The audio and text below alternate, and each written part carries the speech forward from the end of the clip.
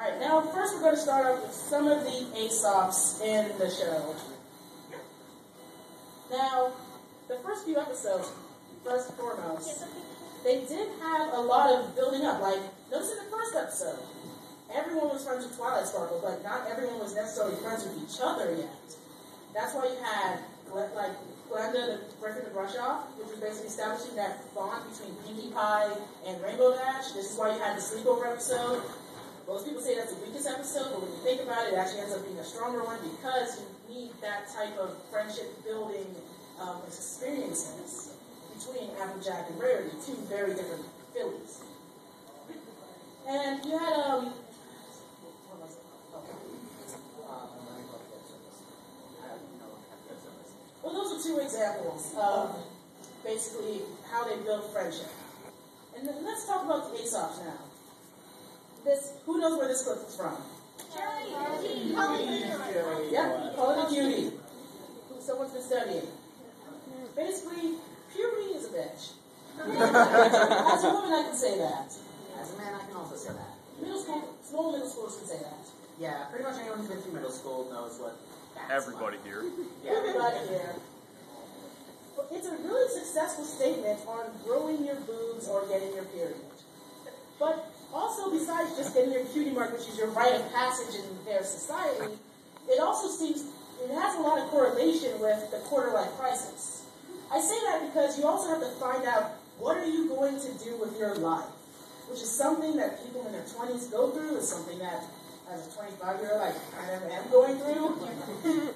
It's like, oh, we could be zipliners. No, we could be singers. No, we could do comedy. And that's basically like, it's kind of a double message when you have the Cutie Mark Crusaders, which actually makes them a bit more tolerable. I love the Cutie Mark Crusaders. What's wrong with you? Did you really like Showstoppers? Yes! Yes. Oh, I love That it! was awesome. It's stuck in my head. I can't watch it anymore. Who else noticed that they were dressed up as the Misfits from Jen?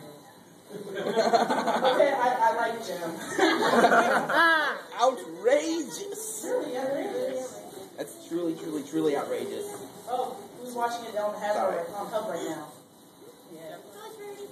Alright. We got Student for Success. Now, Student for Success, yes, it's everyone basically ragging on Rarity for not making their dream dress. 20% cooler. Yes. But you got meddling network executives, the different types. Like everything has to be accurate for a Twilight Sparkle, even if it makes the story less cool. Pinkie Pie is just plain incompetent. She's an incompetent executive. Applejack is just super pragmatic and don't really care about all the bells and whistles. She doesn't care about the art. She just wants to make a... she doesn't care about the art. She's just Hasbro and wants to make a show that'll push toys. Fluttershy doesn't want anything new. She wants Gem, basically. She wants G1 ponies. She wants My Little Ponytails. And Rainbow Dash is marketing. Make it 20% cooler. Get us a 20% increase in marketing sales for the quarter. And she doesn't know exactly what she wants. And she has no idea how, because she's marketing. She doesn't know how to make any of this. Yeah, she's just like, do that. Oops. Alright, honey. Alright. Yes. I got it. I want scientific, said the purple magic talking unicorn pony.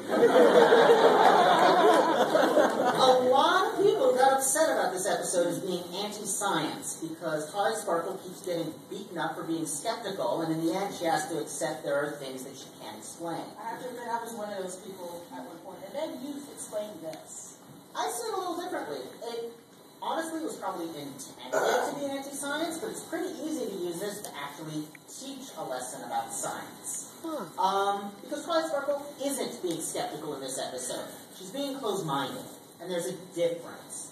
By halfway through this episode, it is bloody obvious that Pinkie Pie's twinges do correlate to strange events. Any scientist would pick up on that correlation and say, okay, let's figure out the cause.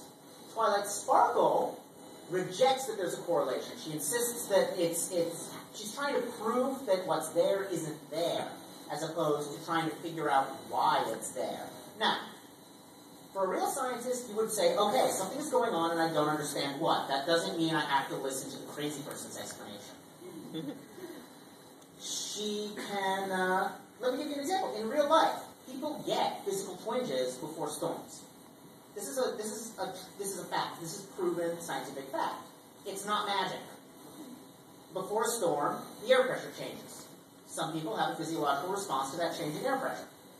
Done. But if you sit there saying, no, people cannot predict the future, that would be magic. That's not real. You're making it up. You have no hope of ever figuring out the thing about air pressure changes. So that's my read on this episode.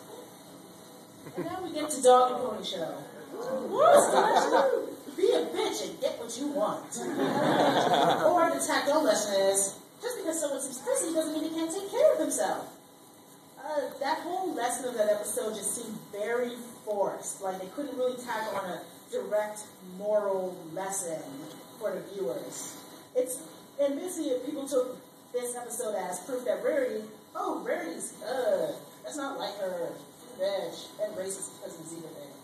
But on the other hand, what would you do in that situation if, one, you don't have the physical power of Rainbow Dash, two, you don't have the physics bending capability of Pinkie Pie, you're not as smart as Twilight Sparkle, you can't just kick them like Applejack can, because, Applebucking, that really builds that leg up. You can't summon a bunch of giant animals to help you like Fluttershy. She used her wits. She played her role. She outsmarted them using what she knows best. A bit of TNA and some girl smarts. The entire episode is, in fact, The Ransom of Red Shoe, which is a classic short story about a child who gets kidnapped and drives the kidnappers completely insane. It's been remade into many. It's one of the most remade stories. It's up there with Seven Samurai for frequency of remakes. Yeah, and it's a really big trope. You can see it in cartoons and all this other type of stuff for the last few years. Now, over to Beryl. What do you have to say on this? Because I find it interesting. Okay, so on the surface, this is, and I think it was the intent, this is an episode about, the American settlers in the West and the Native Americans and the wars that occurred out of that. But the way the episode actually plays out, it ends up being a metaphor for something else. You have these people who are trapped in a conflict. They want out of this conflict. They want to make peace. But these outside powers come in and prop up the forces that don't want peace and create this conflict for their own purposes, because these outside forces see these are the good guys and these are the bad guys. Well, the people who are actually in there experiencing this every day have a more nuanced view. The people who don't have to suffer through the consequences of the war are able to go like, rah, rah, we're going to win. In short, this is Israel and Palestine. And the main cast are the U.S. and Syria. That blew my mind to the historical level. Yeah, All right, Who is